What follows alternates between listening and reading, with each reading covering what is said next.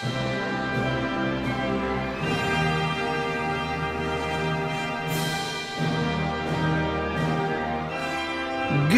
afternoon, everyone. Welcome to the JRPG Report. This is episode 175. It's Wednesday. If you're listening to this on the day of release, that's a little bit odd. As 99 times out of 100, we are on Thursdays. But as I mentioned previously, we're heading out of town for a few days, and won't be here on Thursday. So I decided we'll just go ahead and record this.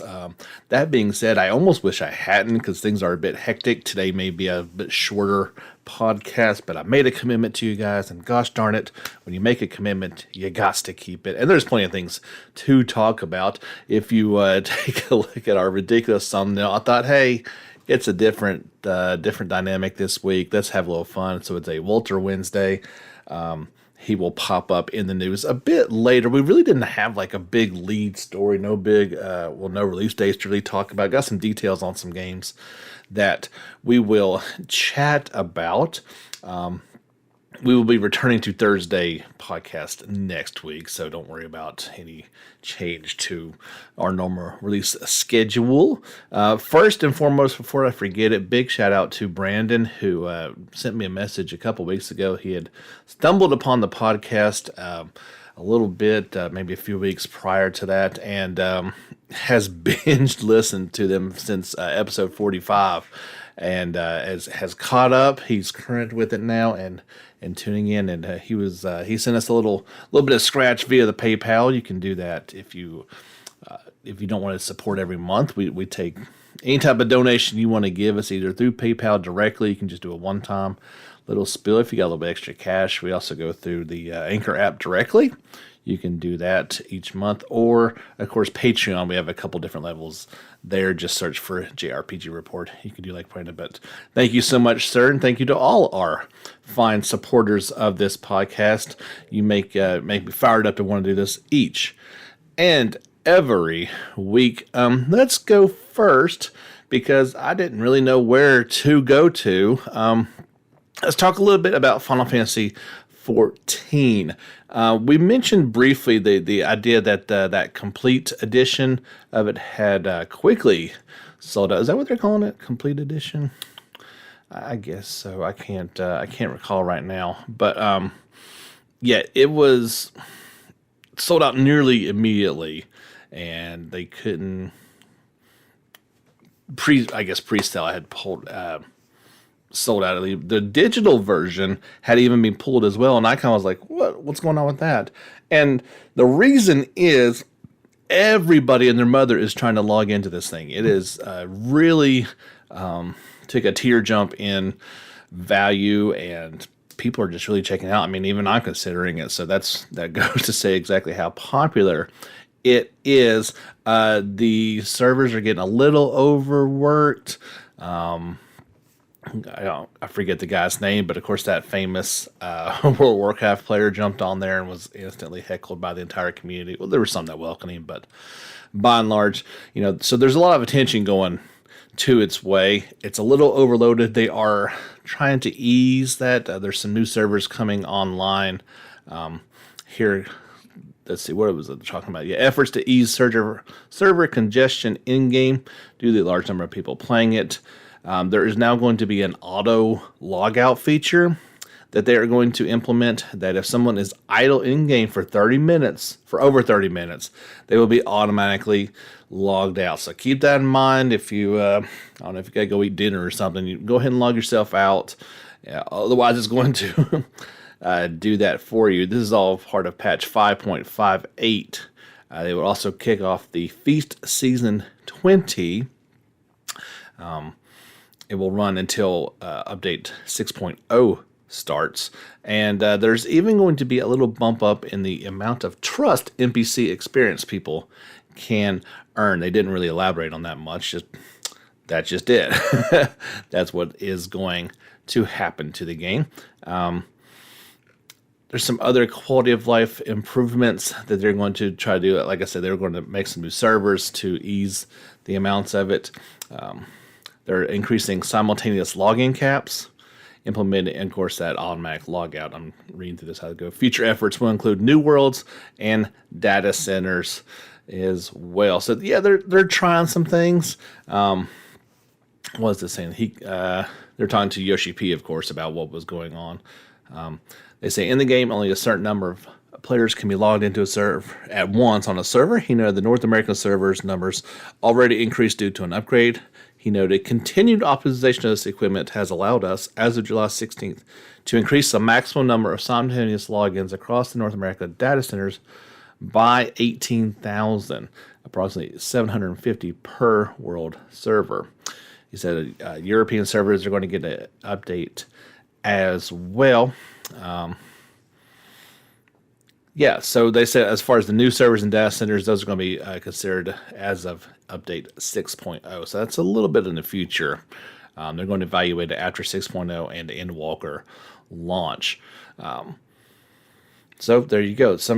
If you're kind of waiting and seeing what's going to happen, maybe a good time to do that. If you were wanting to pick this game up, the digital version, as these improvements have gone in there, they're actually saying the digital's version is 60% off right now. So it wasn't available. Now it's back available and on sale.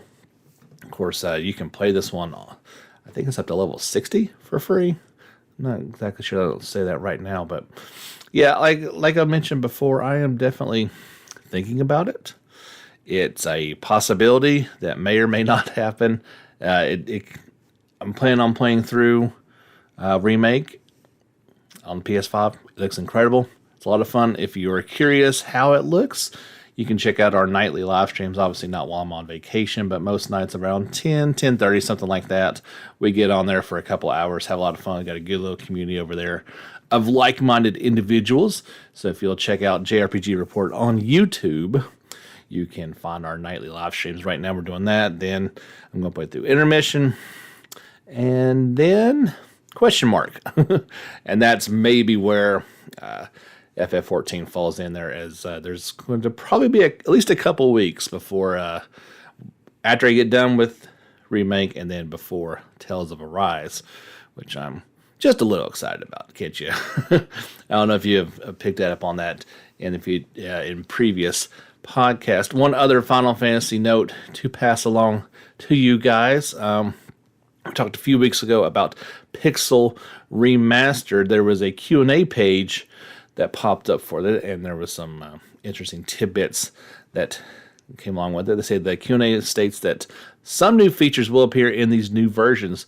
Previous quality of life updates that appeared in passports may not be included. A gallery feature will be available in these new remasters. Additionally, they will include a sound player. This will allow for players to listen to all available background music immediately. I mentioned that artist, let me get this name right, Kazuko Shibuya, has worked on all the new character sprites. Series composer Nobuo Uematsu has also rearranged all the background music for these re-releases. They will feature keyboard and controller support. That's a must, in my opinion. There you go. As mentioned previously, there's also potential that Pixel Remaster could appear on other platforms. They say if there are enough requests, they will consider releasing it to other platforms, i.e. Switch, PlayStation 4, PS5, all that fun stuff. We shall see. Currently, it's going to just be on mobile platforms and PC. The first 3 titles will launch on July the 28th. So that's all your Final Fantasy news of the week. We'll get into a few more stories here in just a minute. If you've not already done so, you will definitely want to be following on our social channels. You can like us on Facebook, follow us on Twitter, JRPG Report, and you'll definitely want to subscribe to our YouTube channel where we post most of these things that we talk about. The next one in particular is a little bit different. So I thought about putting this on the YouTube channel, but it's in Japanese, and it's a lot of Japanese. So there's a video that Shin Megami Tensei 5 put out there, and they're calling this the News Volume 1. It introduces some new characters in the Mega. I guess I'm gonna say this right. Mega Tsusui skills. You guys know I'm not very good with saying these names, and I apologize for that. So there's a full English transcript to go along with this 8-minute long news segment. Mostly was the characters and the this new battle feature that was involved in it. If you noticed in that previous trailer that came out, there were some characters, some classmates that popped up, and that's kind of what they're referring to, some new characters that have made appearances in that last trailer. So without the context of both those things, not only the 8-minute long news segment and or the trailer in front of you, it's not going to give a whole lot of context to talking about these characters, so I'm not going to do that. Let's do talk about the name that I just butchered, and let's try it again. Magatushuhi skills. These are new battle features. They say during press turn battles, your actions will gradually fill up the aforementioned name, I can't say it, gauge. Once full, you can now activate special moves called Magatushihi skills. These can unleash powerful attacks dealing massive damage, as well as various support and healing skills. However, enemies can utilize these too, so beware. By strategically using these skills to your advantage, you're sure to enjoy an even wider range of tactical gameplay. Then they went on to say, that's here you just watched it, but you didn't just watch it. This is a transcript. They say we may be able to enjoy a press turn battle system that has evolved even further. There was a short question. There was one question that was asked, and they said, will there be downloadable content maps to earn extra Maka and experience like there was in Shin Megami Tensei 3? They said yes, they were happy to say they do plan on preparing those, so please stay tuned for more announcements. There was also some related news that came out about it. There's some sort of purchasing guide coming out for it. This may be more, obviously this is catered towards Japanese audiences being in Japanese, so maybe some of those are just exclusive to those. There's a big feature coming up in Weekly Famitsu on July the 21st, which is going to be talking about this game and Alice's 25th anniversary article. Let's see.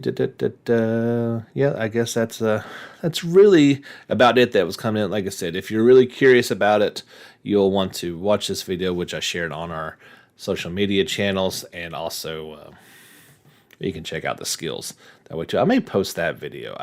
It's a bit shorter and just shows off those skills. Maybe that goes. Honestly, I'm on a time crunch this week as well. There were some things I wanted to do and didn't really get a chance to do that. You can check out all the Daily Demon videos that are ongoing for this game. There's been, 7. Well, no, I guess 6 of them since the last time we spoke. Those will be up over on our YouTube channel as well.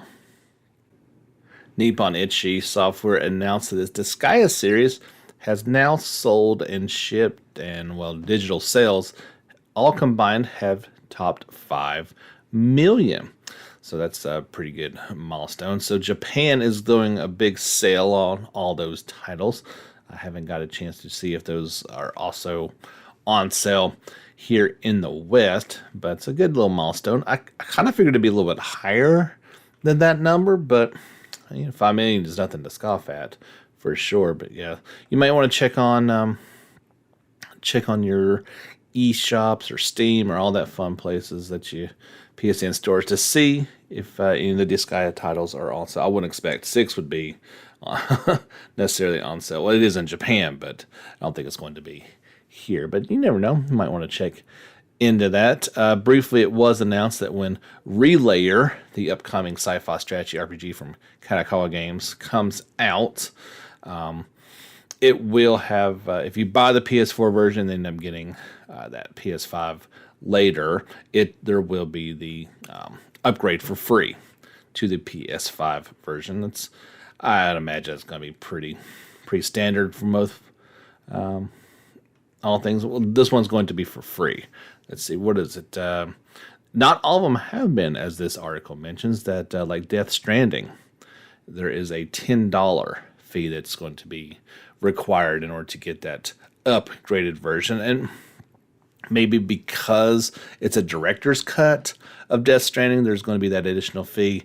Whereas, something like Relay is going to be the exact same game for PS4 and PS5. Therefore, they're not going to charge you for it. So I kind of get that. That makes sense. I'd say that's going to be the same with, the name just completely escaped my mind. Anyway, but yeah, I'm sure that would be the case with some different things to go along with. I'll mention this briefly. There's that famous, not famous, but there's that meme showing, what in your mind, what you think Final Fantasy was 20 years ago. And it's like a picture of either Final Fantasy 4 or Final Fantasy 6, polygons and sprites. And it's like what actually was 20 years ago. That's Final Fantasy 10. So yeah, if you're looking to feel pretty old, right now, we talked last week about the potential for 10.3, but yeah, Final Fantasy 10 is 20 years old. Yeah, I'm sorry. It's going to make you feel a little a little old at the second. I am sorry. Upcoming on July the 29th is going to be another Tales of Arise live stream. You're probably thinking to yourself, I feel like we've kind of heard enough about Tales of Arise. I don't want too much more coming out about it. Luckily, this is in Japanese, so you may not understand any of it anyway. It does say the broadcast will feature a first look at the skits. That's pretty cool, which will reveal unexpected sides to characters and let players enjoy dialogue between party members. Good to hear that those are back. And in TAC and other Tales of Series-esque systems, including camping and fishing. So I think that goes back to one of our initial concerns with that hunger meter. So maybe that's going to be addressed in this, as there's the camping feature that's going on. So maybe there is some sort of hunger meter. I assumed it was like when you ate, that's what, how long your food was lasting for. And maybe that is it, that when you were camping, you will have the ability to prepare a meal, which would then give you bonuses for the next day. That might have actually already been mentioned. There's been a lot mentioned about this game, but maybe that's exactly what that was. They say user questions will also be answered, and it will include the Kasara voice actress as well as the producer Tawazama. Of course, Tales of Arise is due out worldwide on September 10th. Our friends Japan get it one day earlier. Not completely surprising, but my article has completely disappeared. Yes, Monster Hunter Stories 2 Wings of Ruin shipments and digital sales have topped 1 million already since coming out a little under 2 weeks ago for Switch and PC. They had the fun little image saying, thank you, thanks for playing. It's been a million of them. By Monster Hunter standards, that's a pretty low number, but I'd say they're pretty happy with that number for that game. We got some information about Blue Reflection, a Second Light, that showed off its Japanese box art, which looks pretty amazing. The world, they say, is Kukukoro Tope appeared in this world where only there was a school in water. The mysterious space was filled with randomly placed objects from the real world. Sounds pretty interesting. Detailed some of the classmates that are going in, the memory fragments that are related to Kokuro's memories. When she remembers something important, a new girl called Kokoro calls Shihiro appears in this world as if in response to her memories returning. It's all very mysterious to the girls, and you're going to figure out exactly what is going on. A new character, they say, yes, Shihiro, yeah, that has popped up in this one. She is a girl who appeared in front of Ao and company after a certain event. She is a kind and serious honor student, and she is one of the key persons connecting the stories of the this was in Japan only, the iOS game Blue Reflection Sun and this game. That's the only character they talk about. They showed some different images of the world, some more of the battle screen.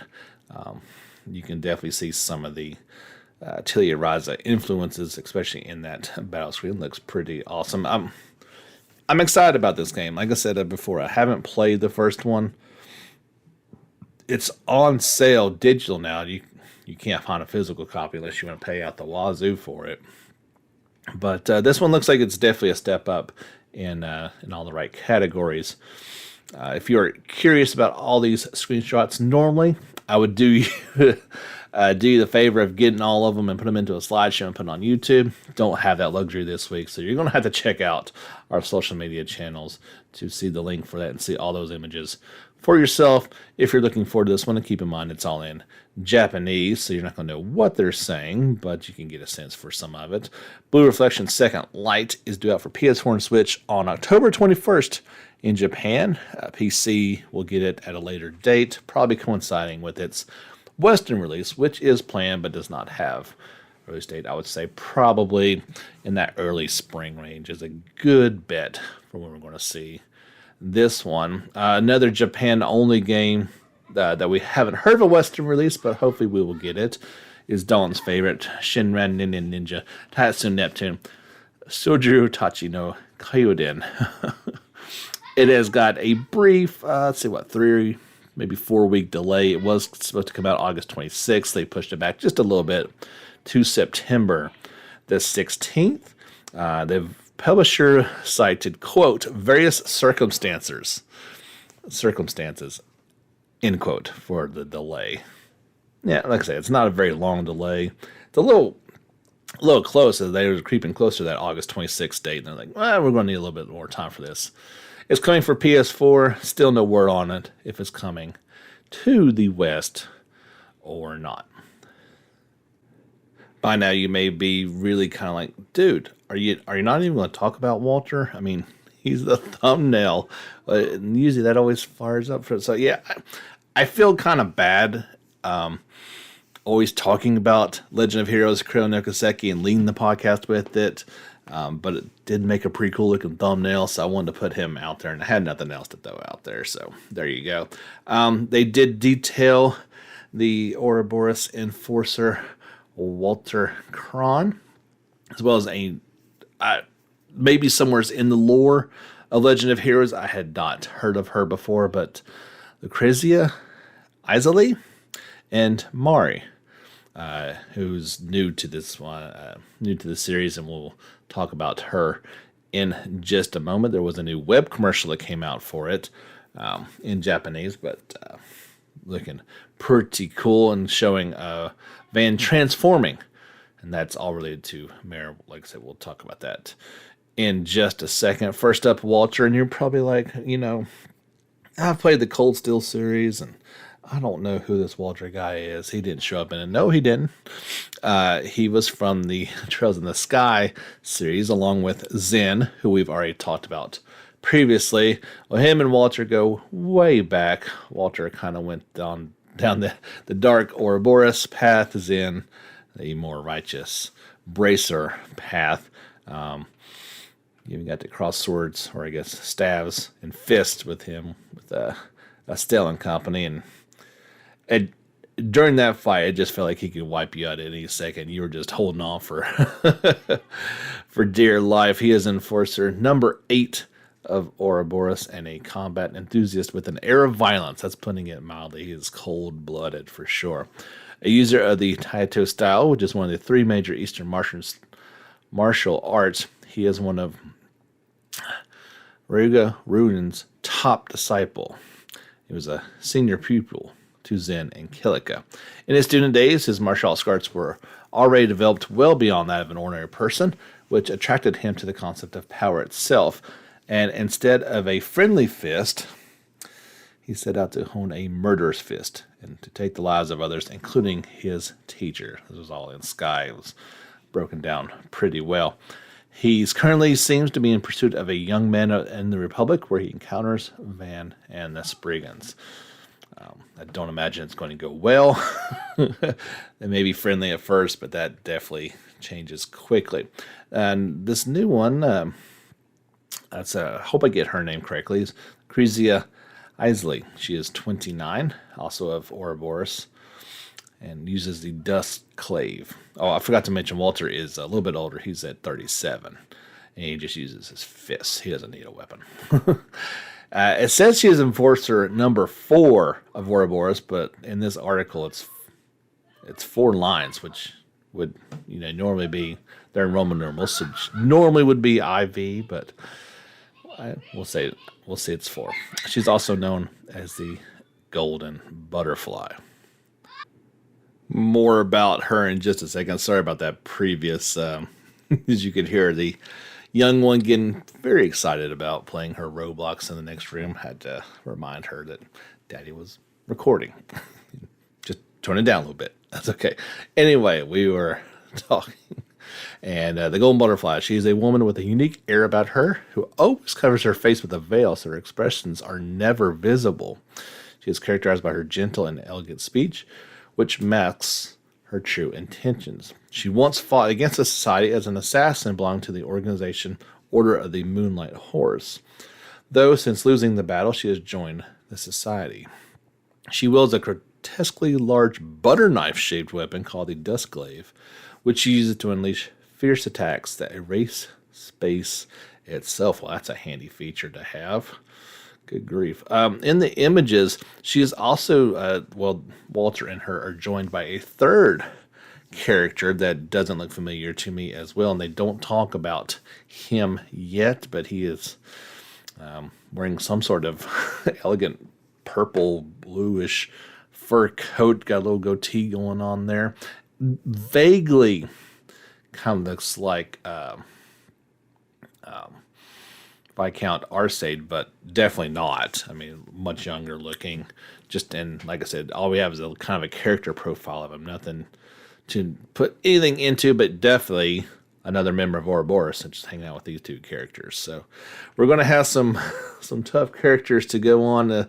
You're always battling against the society no matter what Legend of Heroes games you're playing. That's kind of just the way it goes. Like I said, we were talking about Mar a little while ago, and she seems to be some sort of AI component she's a hollow core, which is installed to the Zafia Vaughn's combat orbit. Despite being an extremely self-assertive type, it has no free will, and its personality is merely a facade of its artificial intelligence.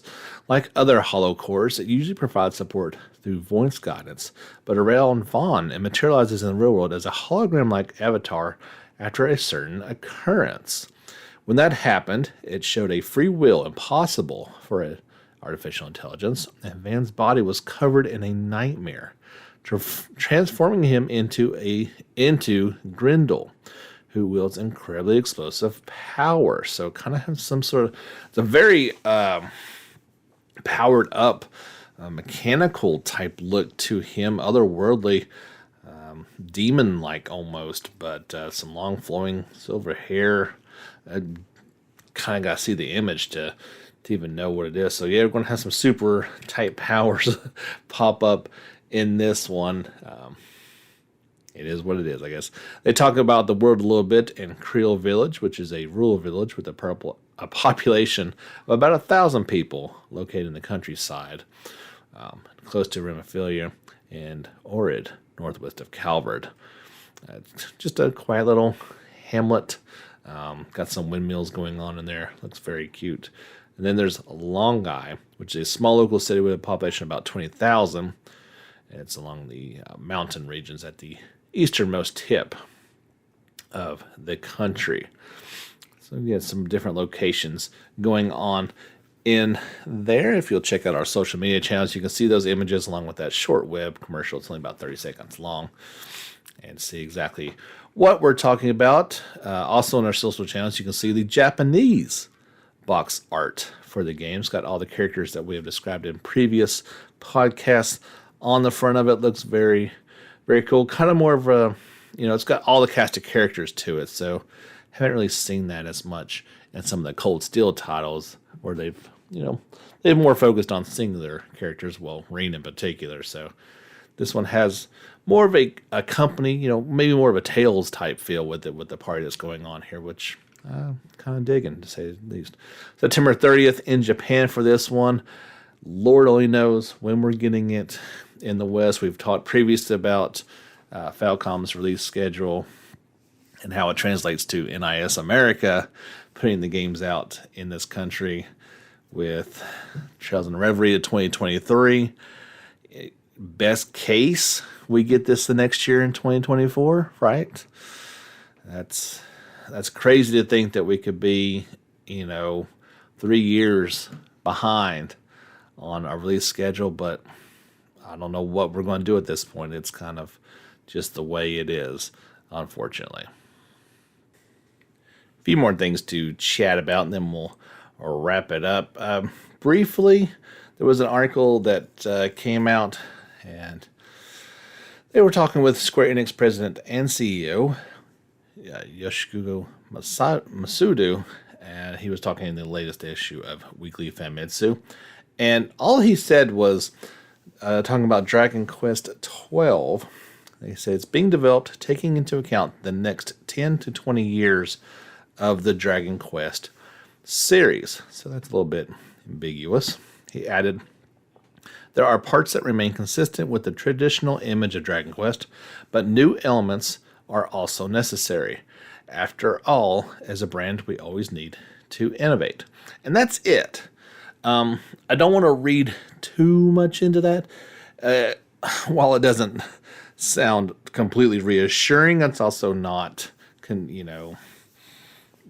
saying that all kinds of changes are going to come. I would have preferred saying that we made some small, subtle changes in 11 that were received well. It didn't affect the formula. It didn't affect the brand. It enhanced it. And we're going to continue making those type of things. When he says statements like this, the first thing you go to is, well, they're getting rid of the turn-based battle system. There it goes. Obviously, he didn't say that, but he did not say it either. But changes are necessary. We do not need another action RPG. There are plenty of them. The market for turn-based is obviously there, and a series as old and as storied as Dragon Quest in its turn-based roots needs to stay that way.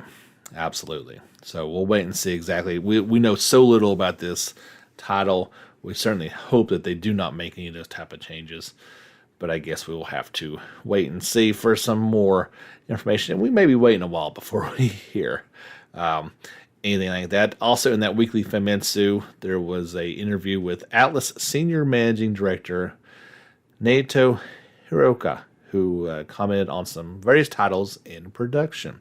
Here are some key tidbits. He said, in addition to the Persona 25th Anniversary project, we hope to share a few other surprises. We would like to hold events for Persona where possible, not just Japan, but also overseas. I would take that to mean concerts. That would be the most obvious thing that could go worldwide. This is a company that's growing. They see what Square Enix has done in branching out in the other paths of revenue. I'm sure they would like to do that as well. We already kind of heard about that Persona 5 spin-off mobile title. We're going to see more, more of that, I am sure, as well. He said, we're continuing to put efforts into Vanillaware titles and other Atlus intellectual property. As an editor's note, there was that new project with Vanillaware that was teased back in March of 2019. So I can see that one coming as long.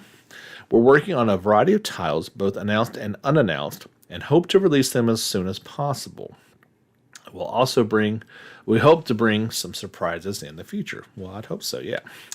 There are currently 5 or 6 development lines in effect, or about 10 when you include Vanillaware and other external companies we're working with, plus technological research and development. Here's the one I was kind of hoping to hear, that at least it's a thing. So he says, Project Re Fantasy is progressing little by little, and we hope to deliver it when the timing is right. They've been working on this thing for a while. I don't know when the timing is going to be more right than now. I guess it's making the leap to PS5, so they've got to kind of relearn that. I'm very hopeful for that title, even though we know next to nothing about it. It seemed like something that I'd be really into. So, well, at least it's still coming at some point, whenever they're ready. He says, we hope to be able to share more news on Atrian Odyssey to everyone as soon as possible. That's good news for some people. There are other big unannounced projects moving forward that will surprise everyone. We're excited to tell you about them when we can. Please give us a little more time to make those announcements. So yeah, kind of piggybacking on our 25th anniversary Persona news last week. They've got this going on. So good stuff coming from Atlus in the future. There's a big sale going on, the PSN Summer Sale of 2021. There's some price breaks for some titles that you will surely want to check out. Now, keep in mind, if you are, these are all digital, titles on the PSN store.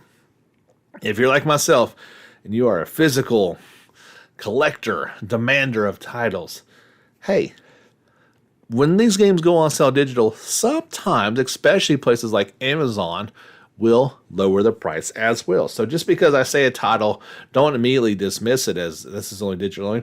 Go ahead and, if it's something that you're interested in, take a look. See if it's on sale as well.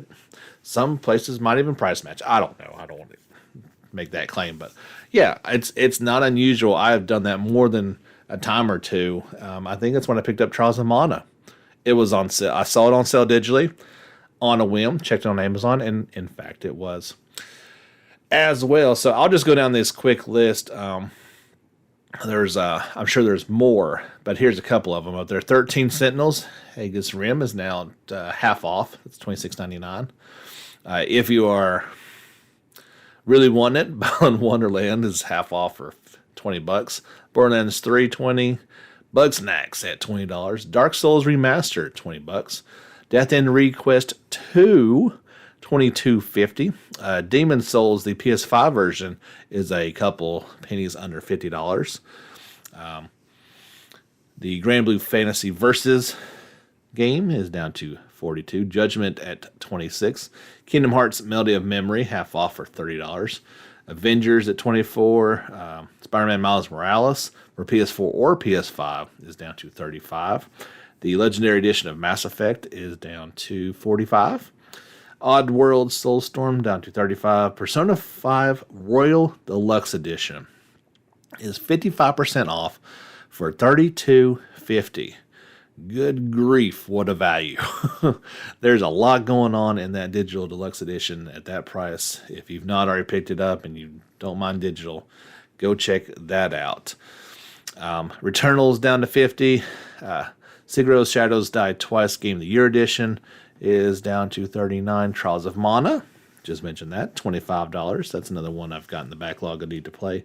And Yakuza Like a Dragon PS4 or PS5 version is down to $39. The summer sale started today, July 21st, and will run until August the 4th. So, like I said, I think there's actually, this is not all of them, but these were the notable deals, as they pointed out on Siliconia.